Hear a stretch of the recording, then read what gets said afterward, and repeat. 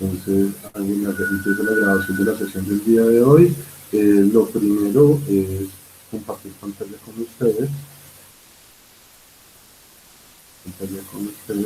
Y vamos a empezar con el proceso de formación tal cual está establecido para el día de hoy. Lo primero con lo que inicio siempre, eh, con lo que inicio siempre, no me digo acá, la autorización para el uso de la imagen. Ya recuerdan ustedes que esto es indispensable antes de iniciar todo proceso de formación, que los informemos a ustedes de que esto va a ser grabado y que va a ser usado con fines formativos, no con fines comerciales, no tiene fines publicitarios, comerciales ni económicos, solamente son de índole formativo y se utilizará en espacios educativos, culturales o didácticos o de carácter institucional. Nosotros simplemente hacemos la grabación de la sesión de formación, ustedes hacen la participación de la sesión de formación y desarrollamos un proceso amigable de aprehensión del conocimiento.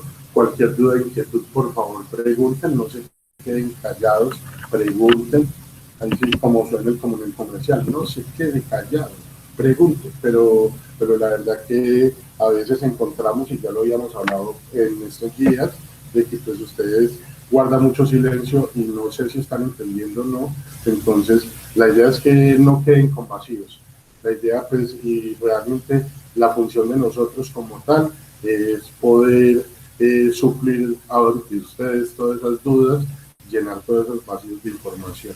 Para el día de hoy vamos a empezar con el tema de propiedades químicas del suelo, ¿sí?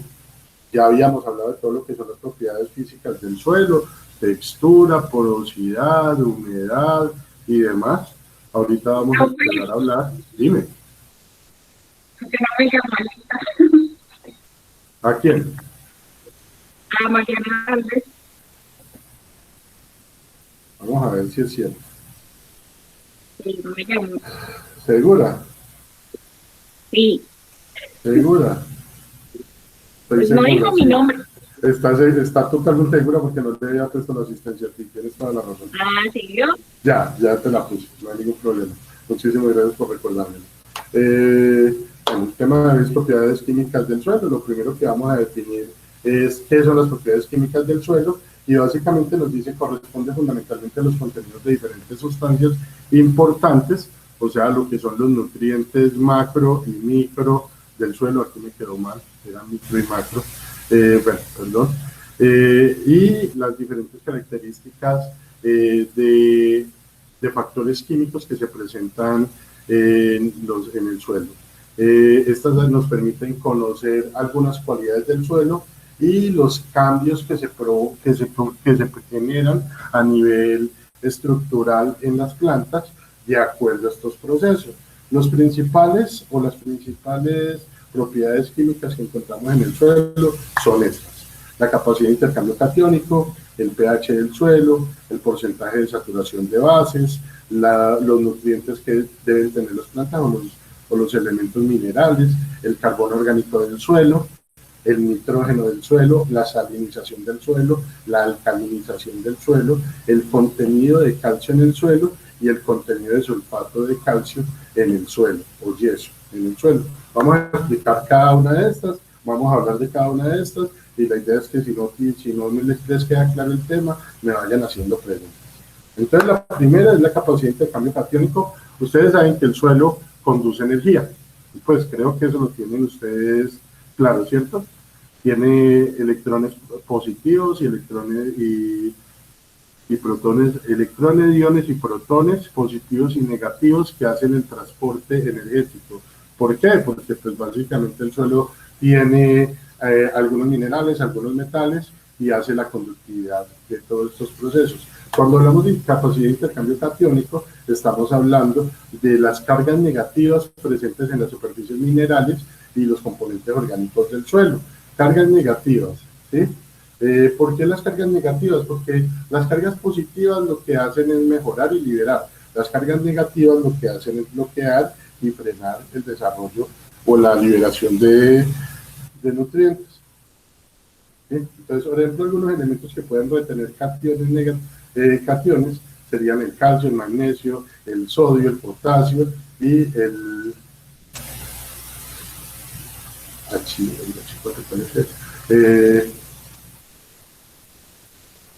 los nitratos o nitrógeno asimilable. Ahorita eso lo vemos también en la parte de ciclo de nitrógeno. Esto es parte del nitrógeno. Se cambian por otros cationes o iones de hidrógeno presentes en la solución y se liberan en las raíces. El nivel de índice de intercambio catiónico indica la habilidad de los suelos para retener y poner en disponibilidad los diferentes nutrientes. Les explicaba yo a ustedes, voy a poner esta imagen para que ustedes tengan claro algo. El suelo está conformado por una serie de elementos, no es solamente, ya no lo vemos, o creo que ya no lo están viendo como solamente una masa de elemento negro o de elemento café, sino que lo ven como una composición de elementos. Tiene minerales, tiene microorganismos, macroorganismos, tiene aire, tiene agua, tiene elementos conductores, metales y demás. Entre todos estos elementos encontramos que algunos, para poder ser liberados, deben tener una reacción. Estas reacciones se pueden generar a través del proceso de intercambio catiónico.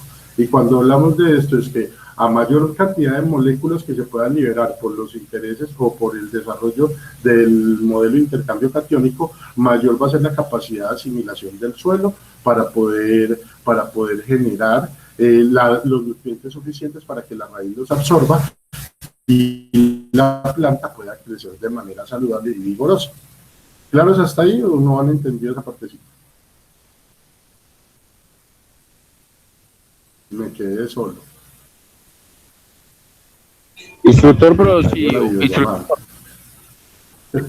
me repite la última parte, yo le agradezco, que perdí en la sintonía que iba, por favor. Claro que sí, no hay ningún problema. Claro que sí, no hay ningún problema. Vamos a ver qué tiene gracias.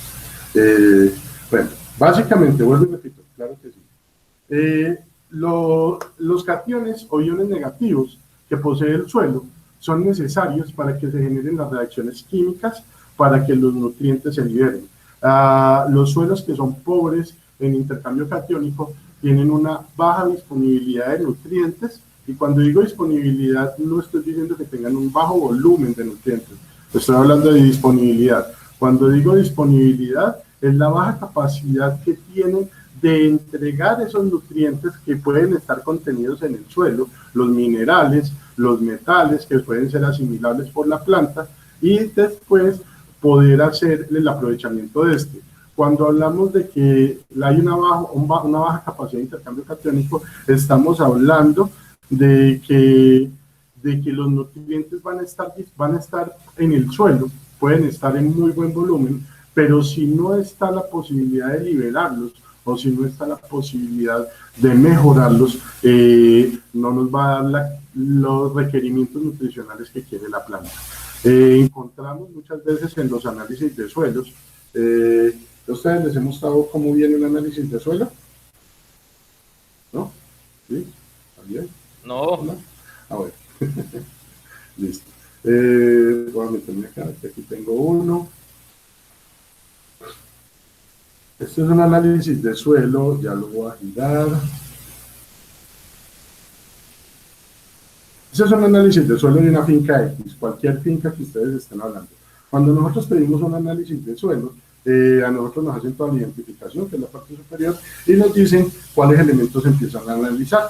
Entonces, por ejemplo, entre esos encontramos el índice de intercambio catiónico, ¿sí? Aquí nos dice que está en 27.9, hay unos valores que se trazan como valores óptimos. En este no hay un valor óptimo para el índice de intercambio catiónico, simplemente nos dice que las relaciones deben estar en unos parámetros. Relaciones de índice de intercambio catiónico: calcio-magnesio, calcio-potasio, magnesio-potasio, calcio-magnesio-potasio. Entonces nos dice si hay excesos, si están deficientes o si están bajos, de acuerdo a esa relación de los nutrientes que se encuentran. Cuando nosotros hacemos este análisis, lo que tenemos que tratar de buscar es de que estas relaciones estén no en exceso y tampoco en deficiente, que estén en un estado normal. Si vemos este análisis de este lote que se hizo, que se generó todo este análisis de suelo, nos damos cuenta de que aquí tenemos problemas. Las relaciones de calcio-magnesio quiere decir que el calcio y el magnesio están, mire, deficiente, el magnesio y el calcio deficiente. Mire que aquí nos dice que están deficientes, pero nos dice que hay un exceso de la relación. No se están liberando los nutrientes, no se están generando los valores nutricionales. Vamos a buscar otro lote, mire, exceso deficiente, deficiente bajo, lo mismo, otro lote. Eso quiere decir que este predio ha sido fertilizado, ¿sí? Ha sido fertilizado de una manera exagerada, ¿sí? Con unos parámetros de calcio y magnesio exagerados. Eso quiere decir que las enmiendas que se han generado son enmiendas que son altas en calcio, en magnesio. La aplicación de los nutrientes y el tipo de cultivo que se ha generado quiere decir que los nutrientes no han cumplido la función, no se han absorbido por la planta, entonces empieza a hacer una retención y estos valores de intercambio catiónico son los que nos empiezan a marcar esas diferenciaciones. Entonces, por ejemplo, mire, esta relación calcio, magnesio, potasio dice que está en óptimo, pero nos dice que la de calcio, magnesio está en alta, ¿sí? Entonces, lo ideal es que todos vengan en un análisis óptimo, que nosotros podamos hacer una regulación de los nutrientes, de los elementos que vamos a generar como procesos de nutrición, los podamos generar en un volumen lo suficientemente alto para que esté estable, para que la liberación de nutrientes se lleve a cabo y para que los nutrientes se empiecen a liberar. Nos dice que las arcillas tienen más capacidad de aceptar espacios para cationes, o sea, nos dice que puede atrapar más nutrientes, y los suelos francoarenosos, como pueden ser tan sueltos en algunos casos, no nos dan la misma capacidad, nos dan una capacidad, pero no nos dan la misma capacidad para aceptar. Entonces, nos dice que las capacidades de intercambio catiónico en suelos que son francoarcillosos o arcillosos son mucho más altas que en los suelos francoarenosos. Entonces, lo que tenemos que buscar en este caso es siempre tener un nivel de estabilidad, unos parámetros lo suficientemente fuertes para que el suelo esté completamente nutrido y el suelo pueda tener todas las características que requerimos dentro del proceso. ¿Vamos bien o vamos perdidos? Profe, y entonces, digámoslo, cuando usted nos presenta esos niveles en exceso, digámoslo, ¿cómo se mejorarían entonces esos suelos? ¿Que hay que agregarles algo o qué hay que hacer? Sí, claro, mira lo que te estaba diciendo ahorita. Si nos dice que están en exceso, y revisamos los porcentajes de elementos mayores y menores que tenemos en el análisis, nos dice que por lo general están bajos. Eso quiere decir que tenemos que aumentar los niveles de ese nutriente, ¿sí? Pero también generar un cultivo. Mire que aquí nos dice para qué cultivo ha dirigido, aguacate y café, por ejemplo, en este caso. En otros dirá solamente café, creo que la mayoría es de café, es del lulo café, ¿sí? Entonces, lo que tenemos también es que tener en cuenta, yo les hago una pregunta como a nivel humano. Ustedes pueden comer arroz todos los días y pueden quedar satisfechos, ¿cierto? ¿O no? Para los que les gusta el arroz. Claro que sí. Ocasiones. No todos Exacto, los días. Listo. Pues uno come, pero se digamos que aburre van también. a comer arroz. Por eso, digamos que van a consumir arroz todos los días. Ustedes quedan satisfechos porque les gusta el arroz. ¿Realmente el arroz los está nutriendo lo suficiente? Ni siquiera pensemos en el aburrimiento, porque las plantas no pueden demostrar, las plantas no tienen esa capacidad emocional, tienen vida, tienen reacciones, pero no tienen una capacidad de dispersar emociones. Yo les pregunto a ustedes en la parte de supervivencia, ¿están bien nutridos si solo comen arroz todos los días? No, señor. Exacto. La condición es la misma para las plantas. Las plantas necesitan 16 microelementos más el agua, más el oxígeno para poder estar bien nutridas en diferentes proporciones. Así como nos dicen a ustedes, una dieta balanceada debe tener lípidos, proteínas, carbohidratos, aminoácidos y glucosas en unos contenidos lo suficientemente estables o estándares para que nosotros podamos estar lo suficientemente bien nutridos. Nosotros les pasa lo mismo a las plantas necesitan esto y nosotros también necesitamos tener unos balances y unos equilibrios. Cuando estos balances y estos equilibrios se rompe la capacidad de desarrollarse. Volvemos al cuento. ¿Y por qué hablo en general y después voy a hablar en individual? Todos los metabolismos de las plantas son diferentes y todos los requerimientos de las plantas son diferentes. Yo conozco flacos que comen el triple de lo que me como yo y siguen siendo flacos. Y conozco también gordos que comen mucho menos de lo que como yo y cada vez son más gordos.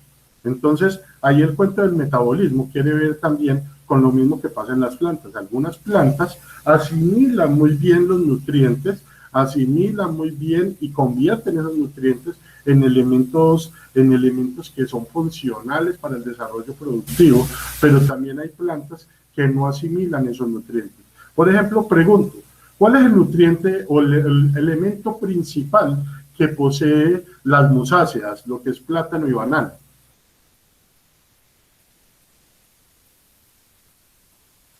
Potasio.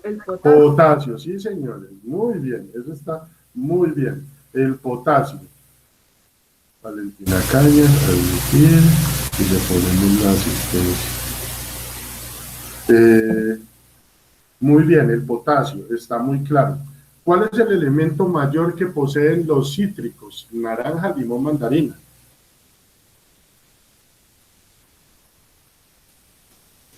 La vitamina C. La vitamina C es un elemento, pero eso quiere decir que son fuentes cálcicas, ¿sí? Calcio también. Entonces, básicamente, cuando empezamos nosotros a hablar de disponibilidad de nutrientes e intercambio catiónico, es la capacidad que tiene la planta para absorber esos nutrientes en unas mayores proporciones. ¿Cuáles son los contenidos más altos que trae, por ejemplo, los repollos, las acelgas, las lechugas, y otros tipos de plantas de hoja? Tienen una absorción mucho más alta de nitrógeno. Lo mismo que pasa con los frijoles, pero los frijoles también tienen una cantidad suficiente de fósforo asimilable, y por eso dicen que los frijoles y el pescado, por ejemplo, también nos dicen que son buenos para mejorar la capacidad de memoria, ¿sí? Nos ayuda a mejorar la capacidad de memoria. Ojo, también el consumo excesivo genera problemas en la salud y en la digestión del ser. Lo mismo pasa en las plantas. Si se elevan los volúmenes, se va a elevar la incapacidad de digestión de la planta, la no asimilación de este nutriente, porque hay una sobresaturación, y estas sobresaturaciones van a hacer que la planta ni siquiera los tome en cuenta dentro del proceso de nutrición. ¿Bien hasta ahí o perdidos todavía? Instructor, una pregunta. Pues no sé si tenga que ver al caso. Cuando usted dice que le estamos haciendo un examen de suelo, un análisis de suelo, esos resultados, cuando uno hace un ejemplo, no sé, le va a sacar el estudio del suelo que a una hectárea o a una cuadra, ¿eso cómo sería el proceso para poder determinar que de pronto la hectárea tenga una mitad con hartos nutrientes y la otra mitad no? ¿O eso cómo sería ese proceso? Yo no les he hecho a ustedes la presentación de análisis de suelo, ¿cierto que no? ¿O sí? No, tomas de muestras de si la presentó, yo no sé, si la presentó, no la tengo presente. No, tomas de muestras de suelo, no, creo que no, es que o me estoy adelantando. Se está adelantando, sí señor, tiene toda la razón. Pues si no, que era la inquietud que me salió en este momento, entonces es mejor como... Está bien, Sebastián, por eso le digo, no hay problema. Sino que más adelante ya les voy a explicar cómo se hace para llegar, a que nos entreguen esta información. Les voy a explicar qué es una muestra de suelo, cómo se toma una muestra de suelo, qué es un análisis de suelo, para qué sirve y cómo se utiliza. De hecho, les voy a entregar en su debido momento les voy a entregar también esta tablita que les voy a compartir aquí en este momento. Les voy a compartir esta tablita, que es una forma de poder hacer un análisis de interpretación de suelo formulado, donde ya hay diferentes cultivos de acuerdo a la región, y las condiciones que se requieren para poder desarrollar esta tablita. Está muy bien formulada y ya al final nos va a decir cuánto nitrógeno, cuánto fósforo, cuánto potasio por hectárea, de acuerdo al cultivo y de acuerdo a las condiciones que se vayan generando. Les muestro, por ejemplo, el ejemplo, yo creo que les muestro, por ejemplo, el ejemplo, ¿dónde estará? ¿Dónde lo había metido? Yo creo que,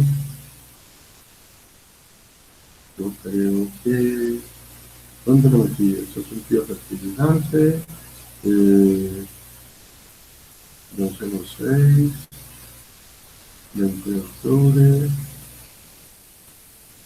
Profe, una pregunta, Dime. ¿el nivel de agua sobre un suelo tiene que ver mucho de pronto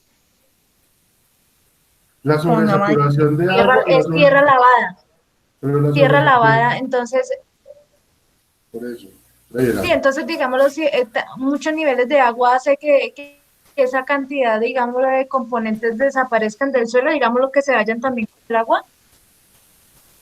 la sobresaturación de agua tiene varias condiciones y tiene varias consecuencias.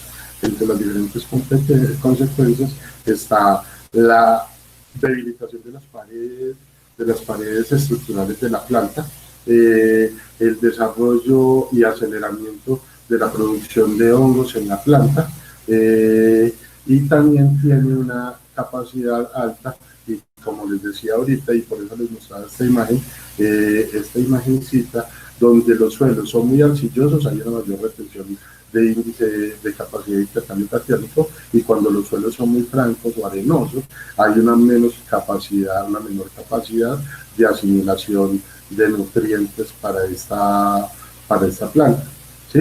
¿Por qué? Porque no van a estar, si ven los volúmenes entre arcilla y entre franco arenoso, van a ver que los nutrientes están mucho más de mayor volumen en suelos arcillosos que en suelos franco arenosos. No quiere decir que no los haya, pero los volúmenes son menores y hay algunos elementos que no se alcanzan a fijar y que pueden ser transportados por lavado. ¿Sí? Pues mire, este es el bien aprendido. Ya ella lo diligenció todo y llenó toda la tablita de análisis de suelo y a la final le arroja y le dice cuánto es lo que tiene que empezar a aplicar de algunos de los productos de los mayores que necesitamos dentro del proceso de nutrición de suelos. ¿Sí? Entonces ahí está, esta tabla no la hice yo, eso sí hago siempre la claridad, la hizo este ingeniero se tomó el trabajo de hacer cada formulación de cada uno de estos valores y parámetros de esta tabla y nos empezó a arrojar todo esto. Miren las concentraciones, aquí está pues todos los datos que la niña tomó como parte de la información para poder determinar muchas de las características. Ella dijo que quería sembrar piña en ese lote y esto fue lo que le arrojó como información de compensación de ese suelo para poder ejercer o estabilizar un cultivo de piña en ese lote.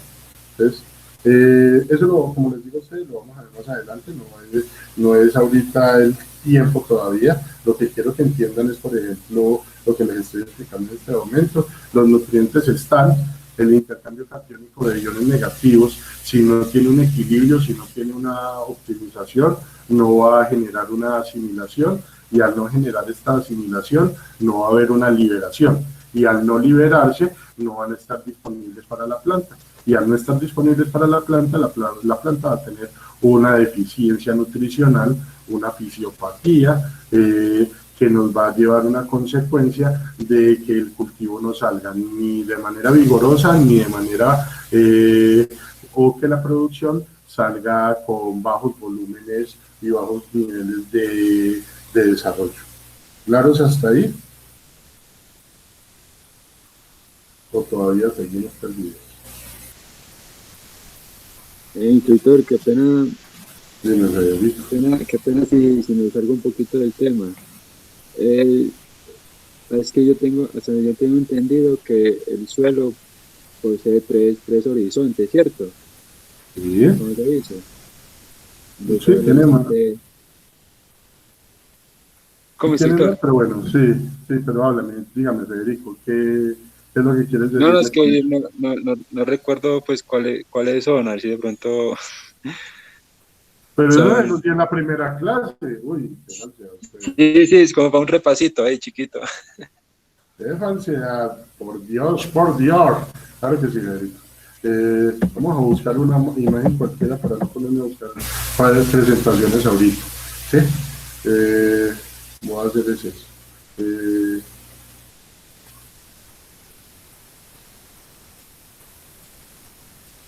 Hablamos de que están los horizontes del suelo. Entonces el primero, lo que llamamos mulch o capote, ¿sí?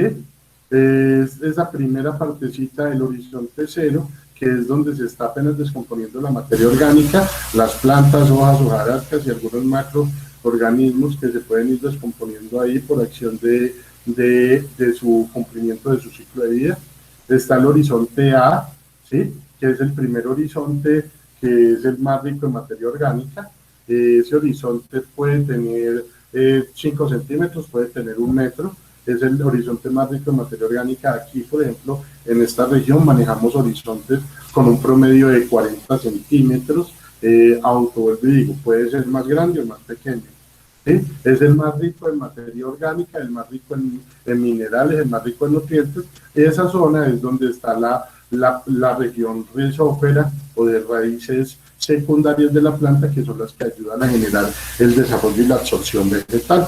¿Sí? Está el horizonte B o un horizonte de fijación. ¿Sí? Un horizonte de fijación es un horizonte que todavía tiene nutrientes, pero no los tiene en el mismo volumen, en los mismos contenidos, pero todavía tiene nutrientes, pero que tiene unas condiciones no tan sueltas como el horizonte A, sino que son suelos un poco ya más arcillosos, lo que permiten fijación o que se soporten todas las plantas a lo que es el cultivo, las plantas a lo que es el suelo, y así van a crecer de manera vigorosa. Y están ya los horizontes C, que vienen con fragmentos de roca madre. Ese horizonte lo podemos encontrar a partir de los 60, 80 metros, por lo general nunca lo encontramos pues muy superficial, pero podemos encontrarlo, no quiere decir que no se pueda encontrar, pero no es un horizonte que encontremos fácil, que es el horizonte donde hay fragmentos de roca madre, donde hay unas condiciones ya de nutrientes muy pobres. Los nutrientes ahí son realmente escasos y la absorción de desarrollo va a ser muy pobre. De hecho, generalmente no tenemos, y en muchas regiones no tenemos acceso a ese horizonte, y las plantas tampoco tienen acceso a ese horizonte. Recordemos que nos dice el desarrollo coloquial: por cada metro que tiene la planta, tiene por lo menos la mitad en raíz. Eso quiere decir que si la planta mide 10 metros, puede tener 5 metros en raíces hacia abajo, ¿sí? Si la planta tiene 20 metros, 10 metros en raíces, y pues realmente encontrar una planta de un árbol de 120 metros ya se volvió muy escaso y están siendo protegidos porque no tenemos pues esa capacidad. Y ya el horizonte D, que es el horizonte de roca madre, que es donde se genera la placa tectónica, donde nosotros soportamos la vida. ¿Sí estamos bien ahí, Fede? Listo, Instructor, me quedó claro, ahora sí, gracias. Sí. Bueno, voy a continuar. Hasta el momento vamos apenas en el primero, el índice de intercambio catiónico. Y como estamos en el índice de intercambio catiónico, pues ya les pueden decir, si no hay un buen balance iónico, no se puede generar el proceso de desarrollo y nutrición. Entonces, ahí vamos. Después tenemos el siguiente elemento, el elemento más sonado para ustedes en cuanto a suelo se habla, ¿sí? Lo que es el porcentaje, el potencial de hidrógeno o pH, ¿sí? Nos dice que este determina el grado de absorción de iones de hidrógeno por las partículas del suelo y nos indica si el suelo es ácido o alcalino. Para este proceso nosotros manejamos una tabla de 0 a 14, donde estamos hablando de que los suelos entre 6 y 7, entre 5 y 7, 5, pues son suelos aceptables, pero de ahí para abajo ya tenemos algunos problemas. El suelo, si es menor a 5, son suelos ácidos, y si son mayores a 7 y 5, 8, son suelos básicos o son suelos alcalinos. Entonces, no podemos llegar a los excesos. nos dice que el suelo, para poder liberar, acuérdense que mire que nos está hablando exactamente de lo mismo, grado de absorción de iones, ¿sí? De iones para indicarnos el suelo. Lo mismo, la conductividad del índice de intercambio catiónico también nos va a dar unos contenidos de pH. Miremos una tabla del suelo, aquí nos dice que el pH está en 5.4 en esta hoja. Vamos a mirar en otra a ver si todavía lo tenemos, 5.5, hay que mirar a ver en donde, mire, 6.1, nos dice que está realmente estable, no es un pH ni bueno ni malo, pero se podría mejorar. Lo ideal sería tener uno en 6.5, creo que el primero está en 5.2, está bajito el pH, mire que la liberación va afectando todos estos factores, este 6.2, este está mucho mejor, es el lote mejor, pero mire que va el cultivo del que tenía, hortalizas. Hay una liberación mayor de nutrientes, hay una rotación mayor del cultivo, hay un mejor movimiento de la producción y el desarrollo vegetal, por tanto el pH va a estar un poquito más estable. En otros lotes, donde está mucho más bajo, es porque hay cultivos específicos, este es aguacate, café, miremos otro, lulo café 5.4, solamente 2 cultivos, este solamente en plátano 5.5, ¿sí? Este es pastos 6.1, un solo cultivo, ¿sí? Este es pastos de clima cálido 5.5, pasto de corte, ¿sí? Y así nos podemos ir evaluando todos los diferentes tipos de lotes y de cultivos que se vayan teniendo y desarrollando en el proceso, pero la idea es que el pH tiene que tener unas condiciones o unos volúmenes muy adecuados dentro de su nivel de producción para que la planta pueda desarrollarse con unas buenas condiciones.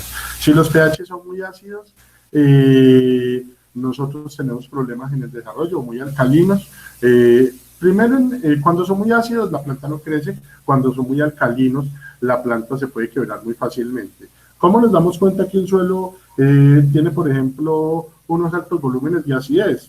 Por ejemplo, las zonas de potrerización, donde ustedes ven que crece helecho, son suelos ácidos. Los helechos tienen la característica de desarrollarse en suelos ácidos, ¿sí? Y suelos alcalinos, nos vamos dando cuenta que se van generando procesos de aridez, le generan como pelones, los suelos generan marcas como pelones porque se empiezan a deteriorar, porque se resquebrajan, porque no tienen la capacidad de retención de humedad, el oxígeno ayuda a generar procesos de agrietamiento y bajo desarrollo del proceso nutricional en el cultivo. ¿Preguntas?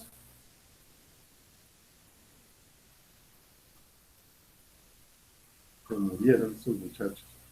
Están todos asfixiados ahí.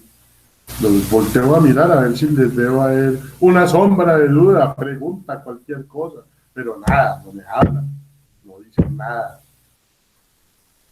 Hay 19 personas, 19... Instructor, y no me hablan. una pregunta. O sea que cuando uno siembra un cultivo y el cultivo empieza a tener ciertas características, o la planta, como usted dijo, que el helecho crece en los suelos ácidos. Entonces, cuando uno siembra un cultivo empieza a tener como ciertas, es como la pregunta, como que se empieza a asemejar a falta de nutrientes. ¿Cuál sería como la solución a eso? O sea, ¿sí me hago entender? Sí, se hace entender. Hay varios factores. Más adelante también les voy a hablar de un tema que se llaman fisiopatías de los cultivos. Cuando hablamos de fisiopatías de los cultivos, hablamos de una serie de factores que son externos por condiciones climáticas y otros factores que son por desarrollos de procesos bioquímicos de la planta. Una vez dicho esto, y cuando estoy hablando de esto, les comento que las plantas sí van mostrando deficiencias. Para ustedes es muy fácil. Yo digo ahorita, es muy fácil que tenemos mucha posibilidad de deficiencia de internet. Ahorita que tenemos muchas posibilidades, ustedes pueden encontrar muchas imágenes. Entonces nos dice, por ejemplo, deficiencias de calcio, de hierro, de magnesio, de potasio, de azufre, de nitrógeno, ¿sí? Ustedes buscan una imagen y una imagen les puede mostrar a ustedes una cantidad de información impresionante, deficiencias en los nutrientes. Entonces ustedes buscan una imagen, o si quieren hablar de un cultivo específico, tienen deficiencias de nutrientes.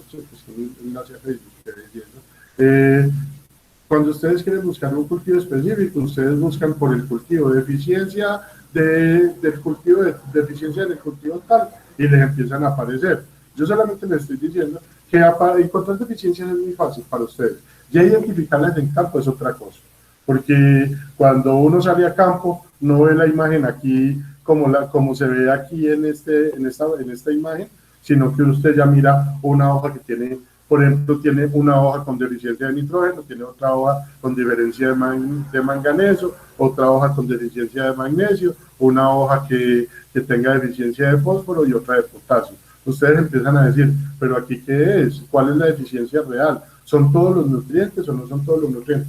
Uno puede hacer una identificación, pero ya tiene que tener un poquito el ojo entrenado para poder ir desarrollando ese tipo de procesos de deficiencia. Mire, por ejemplo, aquí hay varios tipos de deficiencia en diferentes grados de desarrollo de la deficiencia, y esos grados de desarrollo de la deficiencia también nos van a marcar a nosotros unas condiciones que son realmente diferenciales. No vamos a poder hacerlas todas. Por ejemplo, yo digo deficiencias en maíz.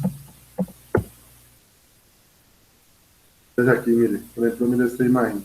Aquí me muestra deficiencias en la parte radicular, deficiencias en los frutos y deficiencias en las hojas. Y yo ya empiezo a hacer la determinación de cuál es el real estado que yo tengo en mi cultivo, cuál es el real desarrollo, cuál es el real problema que yo pueda tener en mi cultivo para poder empezar a hacer un mejoramiento. Y así como esto, por eso les digo, Internet ahorita se presta y se facilita mucho para que se puedan desarrollar todas las búsquedas que ustedes quieran cuando están haciendo el proceso de evaluación de su cultivo. No siempre van a tener las opciones en campo porque no en todas las zonas el Internet funciona de manera adecuada. De hecho, yo estaba yendo antes cuando podía salir, estaba yendo a dar formación en una vereda de Apía que se llama Alta Campana, ¿sí? Entonces, queda al lado de los planes. Cuando uno sube hasta allá, llega un punto, ya de la escuela hacia adelante, no tengo señal de celular, no tengo absolutamente ningún acceso o conectividad. Y de ahí tengo que seguir otro ratico hasta llegar al sitio donde doy la formación. Y lo mismo les va a pasar a ustedes. Cuando salgan a campo, ustedes van a llegar a sitios donde puede que la conectividad sea muy buena y ustedes puedan hacer un paralelo por Internet, pero puede que no, y que tengan que tener el conocimiento tácito y el conocimiento explícito, y tengan que tener una recordación de algunos de los parámetros que se vuelven importantes en el momento de evaluar un cultivo, ¿sí? No es todo lo que puedan tener. Y ustedes no van a salir a campo llevándose, este fue el cuaderno del profesor Manuel de propiedades físicas, propiedades químicas y propiedades biológicas, me lo voy a llevar para campo y allá voy a empezar a revisarlo en campo. No, ustedes no van a hacer eso. Ustedes van a tener que salir con sus propios conocimientos, y por eso es que les digo tanto, si van entendiendo, si van revisando.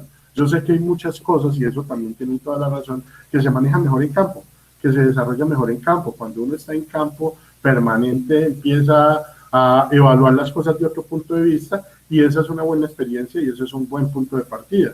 Pero ahorita, por el momento, lo que les estoy diciendo es tengan en cuenta que hay una serie de elementos. Mire, ya vimos lo que eran las propiedades biológicas del suelo, y se dieron cuenta cuáles son los problemas que conlleva el estar desestabilizados en propiedades biológicas. Ahorita estoy en la parte de estabilidad de las propiedades químicas, y también nos está mostrando que los manejos no adecuados, por ejemplo el índice de intercambio catiónico, por lo que es el pH, por ejemplo, esos tipos de situaciones no van a permitir que la planta se desarrolle con todas las condiciones que nosotros queremos. Lo que nosotros estamos buscando aquí es desarrollar un cultivo que sea lo suficientemente fuerte, vigoroso y productivo para nosotros poder estar entre los estándares de la producción general. Cuando nosotros empezamos a desarrollar procesos, tenemos que evaluar todo eso: el tipo de suelo, las condiciones del suelo, las condiciones del clima, el tipo de cultivo que voy a establecer, el material vegetal que voy a utilizar, el modelo productivo que voy a generar, si va a ser ecológico, agroecológico, modelo netamente comercial, el proveedor o el distribuidor, la persona a la que voy a dirigir el proceso productivo, porque también tengo que evaluar eso, a quién le voy a dirigir este proceso productivo, a quién le voy a vender este producto, porque no es del mismo mercado lo que yo hago de manera comercial a lo que yo hago de manera orgánica. Tengo que tener establecido eso, tengo que tener claro, no son los mismos volúmenes de producción y no son los mismos clientes y no son los mismos precios. Entonces ahí también está la inversión de tiempo de ustedes, está la inversión en trabajo de ustedes. Entonces ahí son cositas que ustedes tienen que ir evaluando, analizando y sacando adelante para que ustedes puedan tener claro en el momento dado cómo van a producir. Pero vuelvo y digo, parámetros por el momento, les estoy dando información que es como para que ustedes vayan teniendo una base de datos, ya tienen una presentación, yo creo que lo suficientemente completa de propiedades físicas, estoy trabajando con esta en este momento de propiedades químicas que cuando la terminemos también va a ser de propiedad de ustedes, se las voy a enviar también para que vayan teniendo una base de información y para que ustedes puedan decir, el suelo contiene tantas condiciones para yo poder producir, que yo no puedo, que yo muchas veces simplemente pienso, eso es solamente abrir un rotico, como me dijo un alcalde de un municipio una vez, eso no es sino mover la tierra y que quede blandita y ahí pone la matica, ¿sí? Porque la pretensión de él era que yo sembrara en un sitio donde antiguamente funcionaba un establo de caballos. Entonces, habían una serie de problemas de compactación de suelo, habían una serie de problemas de fertilidad de suelos, habían una serie de problemas de acidez y desarrollo microbial en ese suelo. Entonces, él quería que uno sembrara. No, eso es fácil. Le pedí tierra y metió la cuchilla a una vereda, la cuchilla movió todo el triturado y levantó todo el triturado de los lados de la carretera y me llevó 2 volquetadas de ese barrido de carretera. Le dije que eso no era tierra, le dije que eso era rastrojo para mí, redrojo, y se enojó conmigo y puso la queja en el SENA, pero pues igual las cosas hay que decirlas. Y cuando hablamos de suelo, tenemos que ser muy conscientes de que el suelo como unidad viva, de que el suelo como elemento funcional, tiene una serie de parámetros que si no tenemos en cuenta, no nos va a dar el cultivo, por más que intentemos, y ustedes pueden irse a comprar la semilla del vivero más certificado, y ahí es por eso, en este caso hablamos mucho de la gente que pierde dinero, de tanta gente que pierde dinero, que compra semillas carísimas. Es que la planta no me dio. No, la planta no le dio, pero no porque la planta sea mala. La planta no es mala como tal. El malo fue el proceso de producción, malo fue no tener en cuenta todos los parámetros del suelo, malo fue no tener en cuenta las condiciones climáticas y otros factores. Entonces a esto es a lo que voy yo con todo este tema. Básicamente lo que yo estoy buscando con ustedes, o lo que yo quiero que ustedes empiecen a desarrollar, es que ustedes tengan la capacidad, yo les digo, la capacidad técnica para poder evaluar algunos parámetros cuando lleguen. Que ustedes puedan coger el suelo y puedan decir, hago una masita, este suelo es franco arenoso, franco arcilloso, hagan o le echen agua a un poquito de tierra y diga, se compactó, bueno, tenía muy buena retención de aire y de humedad, bueno, que ustedes puedan decir, mire, este suelo tiene lechos, entonces tiene unos contenidos de acidez interesantes, que es que las plantas están enanizadas, no están creciendo bien, es que tienen problemas con el intercambio catiónico y la liberación de nutrientes. Venga, muéstrame el análisis de suelo, lo evaluamos, revisamos qué tiene su análisis de suelo, su análisis de suelo, miremos qué está bajito y miremos el cultivo que está desarrollando y cuáles son los requerimientos que tiene ese cultivo en la parte nutricional para poder yo decirle, no, es que a usted le está faltando, mire, le tiene que aplicar, los frutos le están saliendo secos, la naranja la abrieron y le salió como cristalizada, no salió jugosa, que les pasa mucho a muchas personas. Bueno, pero entonces tiene que aplicar boro, ¿sí?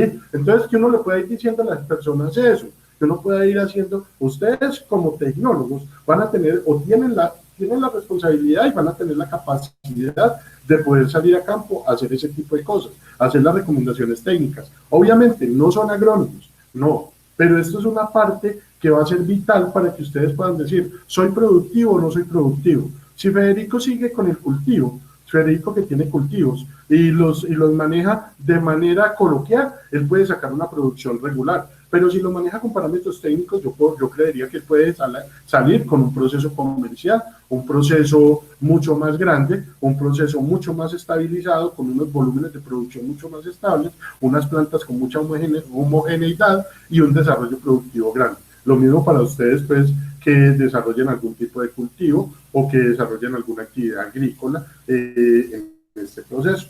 Claro, hasta ahí me extendí mucho como en esta retaíla, perdón.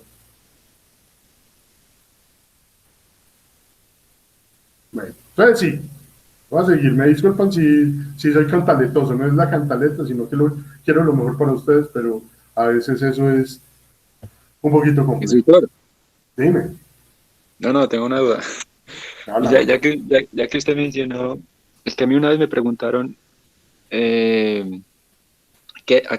qué porcentaje es bueno, digamos, en la parte del pH, ¿cierto? Por ejemplo, si pronto yo voy a sembrar, por ejemplo, papa, es un ejemplo, ¿cierto? ¿Qué porcentaje tiene que ser bueno pues para sembrar ahí? 5 segundos le respondo.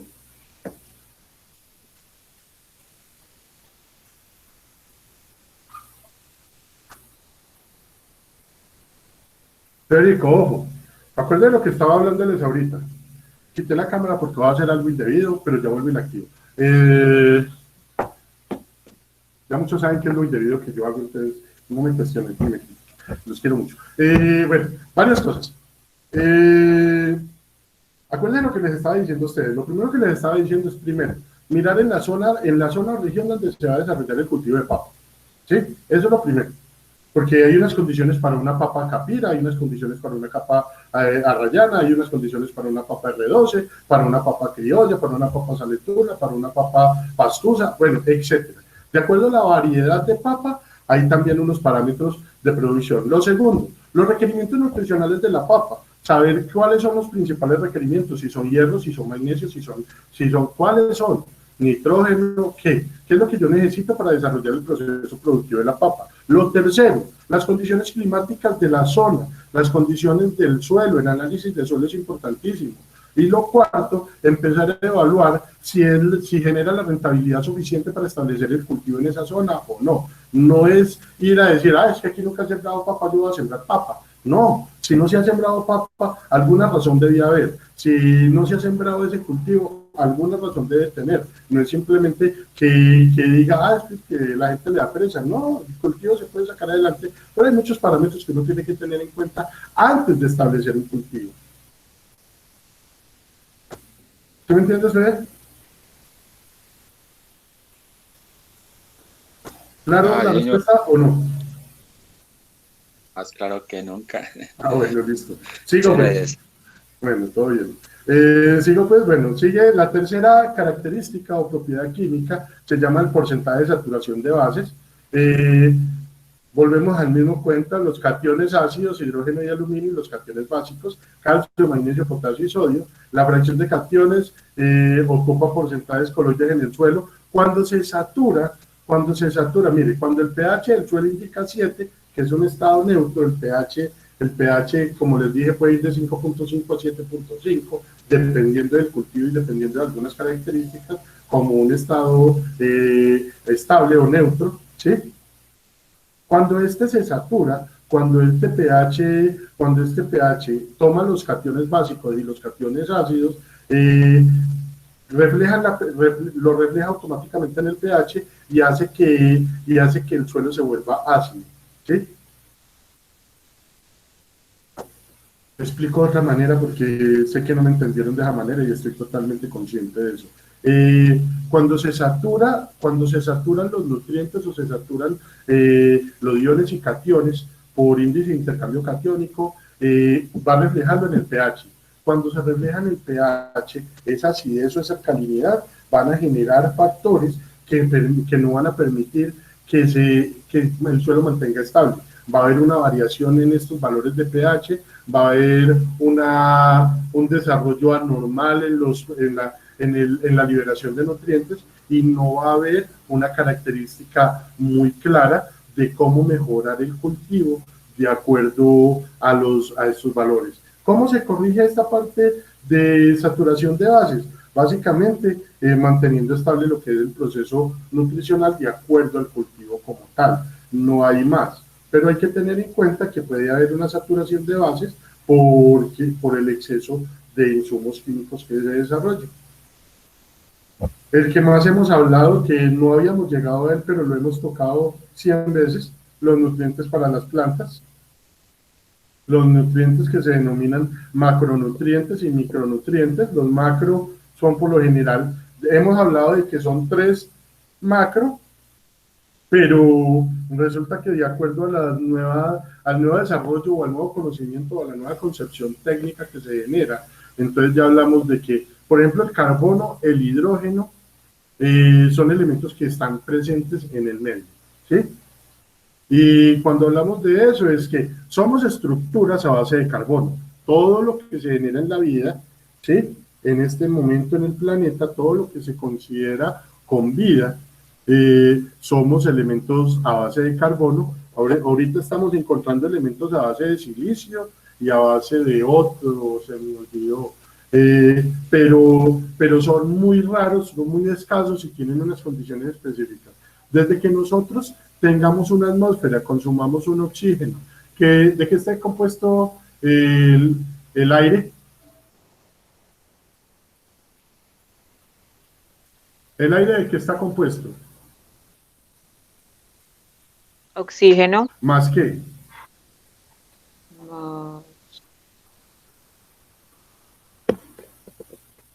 Busquen en internet. ¿Quién? Perdón, es mi... Carbono. Diana. Y agua también. Eso. Yo sé que ya Diana buscó en internet. Diana, cuénteme. ¿No ha buscado? Hidrógeno. Sí.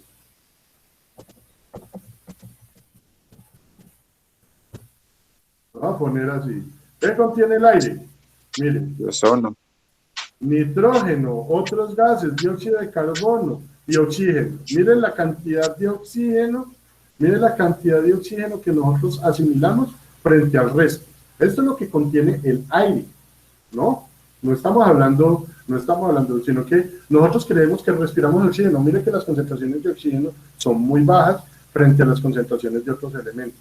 Como seres estructurales y como seres de formación carbono, requerimos de 2 cosas: de oxígeno en las proporciones que nos permite ser absorbido, y de agua. ¿Y de qué está compuesta el agua? Esa sí se la saben, esa no les tengo que decir. ¿Cuál es el agua? Fórmula química del agua. Eso, muy bien. No, es eso, sí. La fórmula química del agua es H2O. 2 partículas de hidrógeno y una partícula de oxígeno. Mire que el agua, como tal, también está compuesta por oxígeno, pero también tiene partículas de hidrógeno. Nosotros somos seres simbiontes que requerimos, y seres funcionales de carbono que requerimos estos elementos para el desarrollo y crecimiento. ¿Por qué no nos hemos ido para otro planeta? Porque básicamente las concentraciones que encontramos de estos elementos son muy bajas y no nos permiten establecer vida. ¿Por qué no podemos vivir bajo el agua, pero bajo el agua profunda? Porque la presión atmosférica va a hacer que las partículas de hidrógeno y las partículas de oxígeno se volatilicen y no nos permitan mantener los niveles de respiración adecuados. Las concentraciones van cambiando. Entonces, como seres vivos, hidrógeno y carbono son elementos que se vuelven realmente normales dentro del proceso de desarrollo y crecimiento de cualquier elemento o cualquier ser vivo. Pero ya tenemos lo que son el nitrógeno, el fósforo y el potasio como elementos mayores, los que llamamos macroelementos, pero de acuerdo a las investigaciones, ya también el calcio, el magnesio y el azufre estarían pasando a ser elementos mayores, dado la importancia que tienen en el desarrollo funcional de cualquier cultivo. Entonces, en este caso ya no les hablo de 3 macroelementos, sino de 6 macroelementos, y el resto los consideramos microelementos o micronutrientes, que se utilizan en muy pequeñas proporciones, pero que la planta, si no los absorbe, tampoco se va a desarrollar bien. Pero si nos excedemos en el manejo de estos, vamos a tener toxicidad, o vamos a hacer intoxicación de la planta o contaminación de la planta, que tampoco es bueno. No es porque... Voy a contarles la historia de chiquito. Ustedes se van a reír de mí, pero no me importa. tengo personalidad suficiente para soportarlo. Resulta que uno cuando es chiquito es muy reparón. Ustedes se han dado cuenta de eso, ¿cierto? Uno de chiquito es altamente reparón. Entonces, una vez mi señora madre sirvió fresas con crema y a mi hermana le dio más que a mí. Y yo reparé.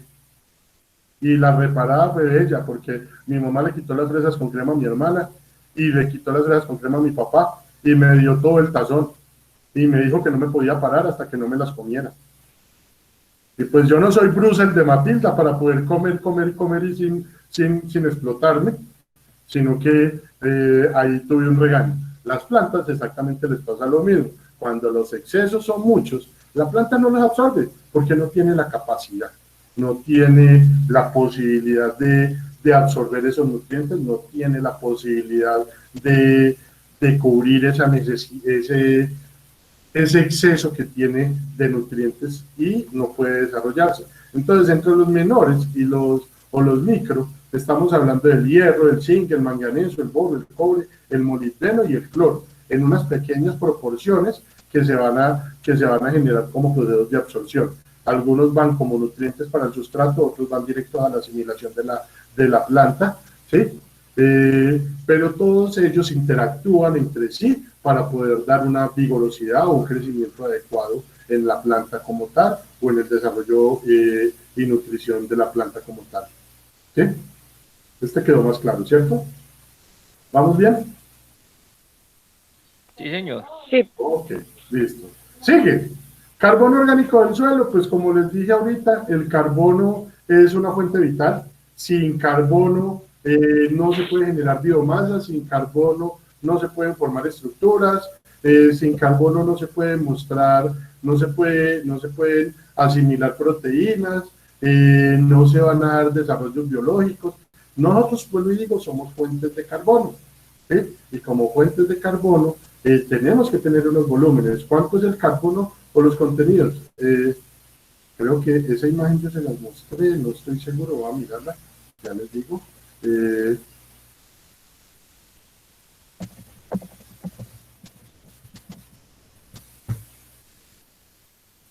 ¿Qué contiene el suelo? No, esa presenta. Yo les había dicho, miren, nos dice que el suelo, un suelo ideal o un suelo adecuado debe tener 45% en minerales, 20 a 30% en agua, 20 a 30% en aire y 5% de materia orgánica. Eso es un porcentaje adecuado del suelo. Pero este 5% de materia orgánica, que es parte de lo que es el carbono asimilable o el carbono que se sostiene en el suelo, se vuelve importantísimo en el proceso de desarrollo o de conformación de un medio de vida como es el suelo, ¿sí? Si no hay carbono, si no hay carbono, no hay posibilidades de conversión de materia orgánica. Al no haber posibilidades de conversión de materia orgánica, no va a haber macroorganismos ni microorganismos, no va a haber oxígeno asimilable, no va a haber agua disponible, por cuanto los nutrientes no se van a poder nutrir, no van a poder liberar de manera adecuada y por lo tanto la planta no va a poder absorberlos de la manera que se conviertan de forma eficiente para poder generarse, ¿sí? Entonces, volvemos al cuento, pues esto, como les voy a pasar la presentación, les voy a poner a leerles todo esto, entonces volvemos al cuento. Miren, el carbono orgánico del suelo mejora las propiedades físicas del suelo, aumenta la capacidad de intercambio catiónico, la retención de humedad, contribuye a la estabilidad de suelos arcillosos, ayuda a aglutinar las partículas para formar agregados, ¿sí? La materia orgánica del suelo, compuesta en mayoría por carbono, tiene gran capacidad para retener nutrientes, cationes, oligoelementos, esenciales para el crecimiento de las plantas, etcétera, etcétera, etcétera, que son las cosas que nosotros tenemos que tener en cuenta. ¿Cómo lo podemos encontrar? Básicamente, la degradación de la materia orgánica hace que se libere carbono, ¿sí? Hay una reserva de carbono orgánica disponible en el suelo para que pueda hacer todo su proceso de desarrollo y crecimiento, ¿sí? ¿Bien o perdidos? Perdidos en el espacio. Si no me dejaron solo, pero bueno, yo voy a seguir hablando solo. Igual, no quiero hablar con ustedes. Nitrógeno del suelo. No entera, si están ahí, no sé si están ahí. Ah, sí, sí están. Bueno, sigo. Es que no sabía si estaban. Nitrógeno en el suelo. El nitrógeno, como tal, tiene una serie de funciones, es uno de los elementos más importantes para el desarrollo de las plantas y es uno de los elementos más importantes en la transformación, en la estructuración de un proceso de desarrollo, crecimiento vegetal. Pero el nitrógeno tiene una serie de fases, elementos o etapas, entonces nos dice, el nitrógeno como tal, cuando se aplica, si lo aplicáramos de manera comercial, diríamos que aplicamos algo que se llama ureasa, urea, ¿sí? Cuando entra en contacto con el agua, se puede convertir en amonio. El amonio como tal, ya para ustedes que conocen el amonio o el amoníaco, es altamente ácido, o bueno, no ácido, tiene unos altos contenidos corrosivos, pero estos resulta que se van a transformar, estos amonios se transforman en nitritos por la acción de la materia orgánica, por la acción del índice de intercambio catiónico, por la acción de los volúmenes de estabilidad del suelo, y hacen amonio y nitritos que se vuelven a su vez nitratos, que los nitratos sí son asimilables para la planta. En el suelo son nitritos y amonios, pero en la planta son nitratos que son absorbibles, ¿sí? Esa parte de nitrificación, hay una volatilización, hay una transformación, hay una conversión, la planta transforma, convierte, asimila, deja disponible en el suelo algunos amonios para poder transformar, convertir y asimilar posteriormente, y ayude a mejorar el medio donde se desarrolla el cultivo, ¿sí? Vuelvo y pongo la cámara que ya hice lo que tenía que hacer. Entonces, ¿vamos bien ahí o siguen perdidos? Yo voy a seguir. Si no me dicen nada, yo sigo. Ahorita igual ustedes tienen que ver un taller. Ahí los voy a ver. Ya casi llegamos al taller, miren. Está por acá. El taller. Vamos a seguir. Salinización del suelo. Los suelos como tal, todos los suelos tienen un contenido de sales. Las sales por absorción de las aguas lluvias, las sales por el manejo de los nutrientes, las sales por la descomposición de los ligninas de las plantas. Todas estas sales van acumulándose o se van generando en el suelo, ¿sí? El riego del agua es uno de los mayores transportadores de sales. Ojo, nosotros tomamos agua dulce, pero el agua dulce no quiere decir que no traiga unos contenidos mínimos de sal, pero cuando la sal se empieza a concentrar por algunos factores, lleva a la degradación de los suelos. Entonces, miren, fracturamiento, compactaciones, resquebrajamiento de suelos por exceso de sales, ¿sí? Ustedes han visto esto, por ejemplo, esto se ve mucho en las zonas de potrerización, porque hay pisoteo, entonces hay pérdida del oxígeno, la saturación del agua se empieza a evaporar, a volatilizar, y esta va dejando las sales que van haciendo que las estructuras que forman el suelo se vayan rompiendo, ¿sí? La salinización elevada en el suelo lleva a la degradación del suelo y la vegetación. Las sales más comunes se encuentran en combinaciones de sodio, calcio, magnesio y potasio, en los aniones de cloro, sulfato y carbonatos, ¿sí? Entonces aquí también encontramos saturación de sales. Entonces las saturaciones de sales, espera a ver dónde es que las tengo. Mire, porcentaje de saturación, hay saturación de carbono, porcentaje de agua y carbono orgánico. Entonces es eso. Estos son los suelos, las características del suelo, ¿no? Entonces ahí empezamos a encontrar lo que son saturaciones, índices de materia orgánica, y estas relaciones catiónicas también nos dan esa parte de saturación, nos empiezan a mostrar esas relaciones que se pueden encontrar, que nos pueden aumentar la salinidad del suelo y lo que nos puede generar o conllevar esos suelos que se resquebrajen, suelos que sean infértiles y suelos que no cumplan con todo lo que son las condiciones productivas para los que fueron creadas o desarrolladas, ¿sí? Bueno, tenemos, la alcalinización del suelo. La alcalinización o salicidad del suelo se define como el exceso de sodio intercambiable en el suelo. Los volúmenes de sodio no se asimilan, no se liberan.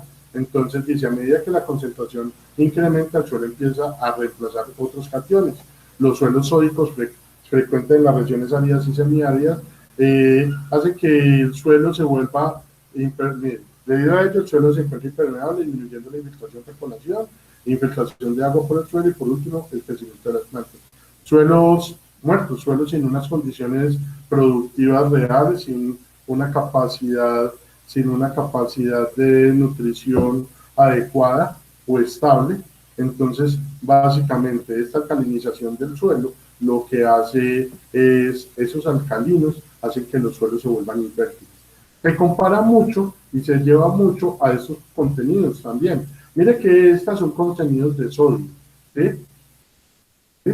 Estos contenidos de sodio, nosotros a veces los confundimos con estos contenidos de carbonato de calcio. Y los carbonatos de calcio sí los utilizamos mucho porque nosotros, dentro del proceso productivo, todos los procesos productivos vegetales hacen que los suelos se empiecen a generar procesos de acidez.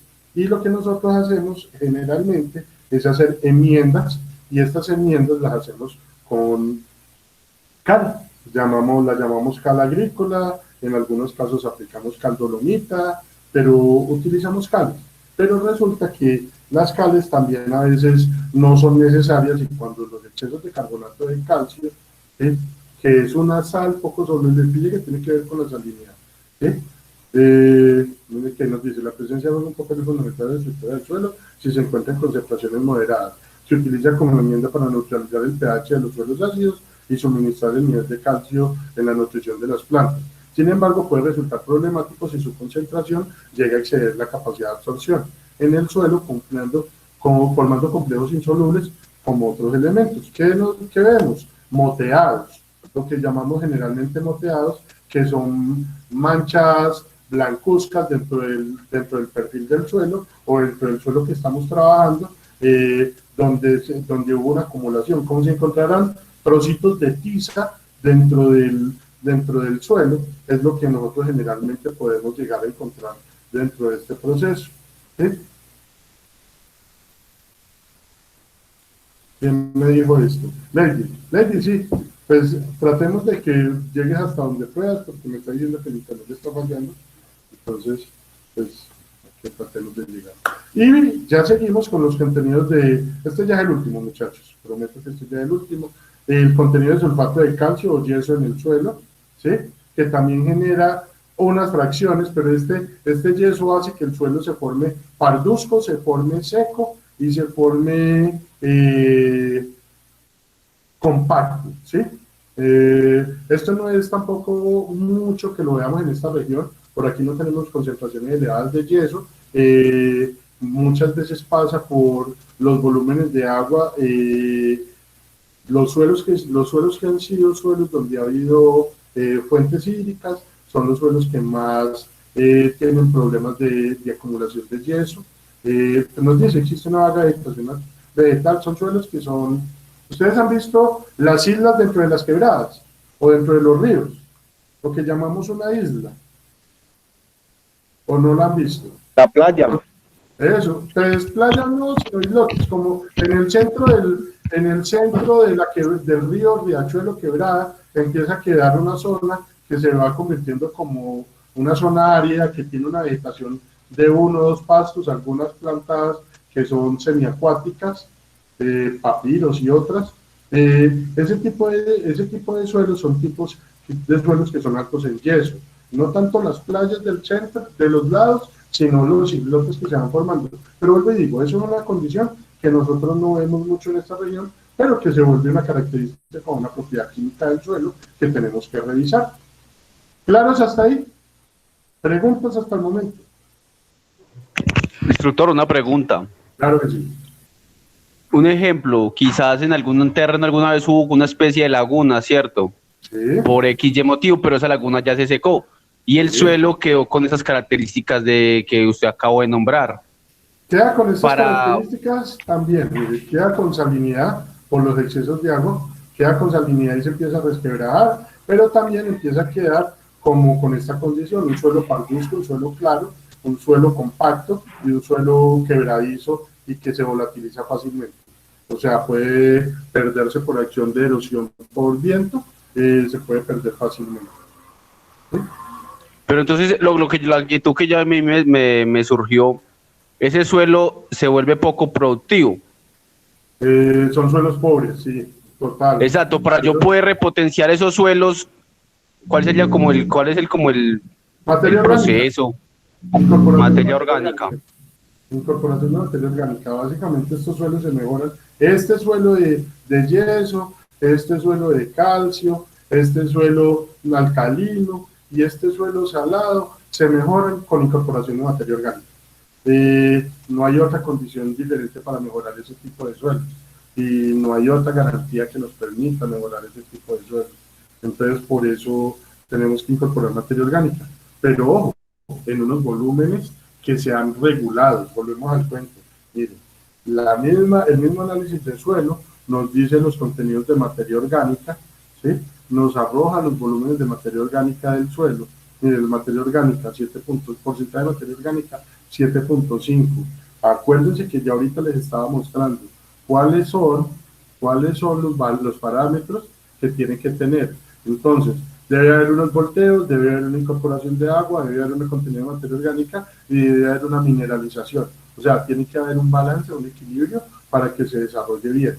No es simplemente echémosle una volquetada de materia orgánica y eso mejora. No, tiene que tener unos parámetros y unos volúmenes adecuados. A ese suelo igual hay que hacerle a suelos que tengan problemas o deterioros, hay que hacerle el análisis de suelo para poder determinar cuáles son los factores o los parámetros que lo están llevando a esa condición y hacer la regulación o la compensación para poder hacer un suelo estable o un suelo mejorado, un suelo que se pueda recuperar. ¿Sí? ¿No? ¿Está bien, no? Yo no. Muchachos, no me hablan. Odio, no me hablan. Los quiero. Bueno, siguiendo y ya terminando entonces, para terminar con el día de hoy, básicamente van a encontrar una tabla con una información que debe ser diligenciada de acuerdo a esta presentación. Lo pueden hacer en un cuaderno, en una hoja.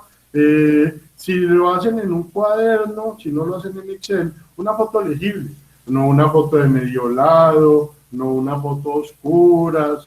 Busquen un buen ángulo, tomen una fotico que cuando yo la maximice, yo la pueda ver, ¿sí?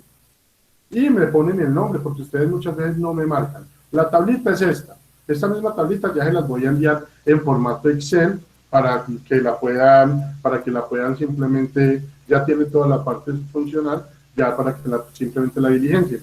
¿Cuál es la característica principal de cada propiedad? ¿Cuáles pueden considerarse características secundarias? ¿Cuál es el aporte positivo de esa propiedad química al suelo? ¿Cuál es el aporte negativo de esa propiedad o el aspecto negativo? Pues, en las plantas, ¿para qué sirve saber sobre esa propiedad química? Y si tienen, ojo, si tienen observaciones para poner al respecto de la propiedad. Si no tienen observaciones, no tienen que poner absolutamente nada. Es solamente si tienen observaciones para poner en esa propiedad. ¿Claros hasta ahí? Bueno, como mi grupo comunicativo se expresa tanto, es tan expresivo, dice tantas cosas, ya, dejemos entonces ahí. Los quiero mucho, se cuidan, hasta luego, que les va muy bien. Que le rinda el día, instructor, que le alcance el tiempo para todas sus labores. Gracias, señor. Bueno, instructor, hasta luego, que esté muy bien. Chao, Carolina, que estés muy bien. Hasta luego, que esté muy bien. Chao, Lady, que estés muy bien. Hasta luego, que les va muy bien. Cualquier duda, ya saben, ahí estoy disponible para responderles en la medida de lo posible. ¿Sí? Bueno, hasta luego, profe, que tenga buen día. Igual, gracias, Dios lo bendiga. Chao, Valentina. Gracias, profe.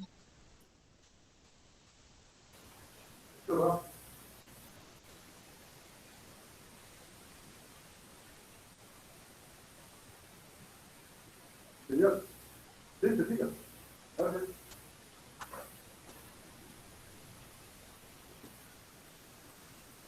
Hasta luego, qué pena con todos, pero pues me tocó pararme a contestar el citófono. Hasta luego, que estés bien. Alison, ¿no tienes audio? Pues no te escucho. profe. Ah, ya se te escucho. Ahí.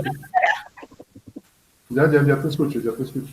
Ah, profe, usted decía una palabra que no entendí, enmienda. Enmienda. Es un tema que vamos a ver más adelante. Ay, mira, Alison, te pido el favor a ti, que enmienda significa correctivo de suelo, ¿sí? Corrección de Pero, suelo. sí, corrección de suelo. Pero eso lo voy a explicar en un tema aparte, pero a mí se me ha olvidado. Qué pena contigo. Recuérdame que te tengo que enviar los temas antes para que tú los puedas leer antes. Discúlpame. Sí, sí. Eso sí es un error mío, ¿sí? No, tranquilo, profe. Usted No, ya había no, hablado de lo que iba a hablar en la clase anterior, de la química. Sí, y esta voy a hablar de propiedad, la que viene, propiedades biológicas. Tema biológico. Sí, entonces, pero sí, yo te puedo enviar las presentaciones porque yo las mantengo hechas. No tengo problema con eso. Te iba a pedir el favor, sí, lo que son enmiendas son un correctivo que se aplica al suelo para mejorar o regular el desarrollo nutricional del suelo como tal. ¿Sí? Abre la puerta. Ya. Bueno, Alison, ¿sí te queda claro ahí? Ah, sí, señor. Bueno, entonces Dios los bendiga, que estén muy bien y hasta luego. Chao, profe. Chao.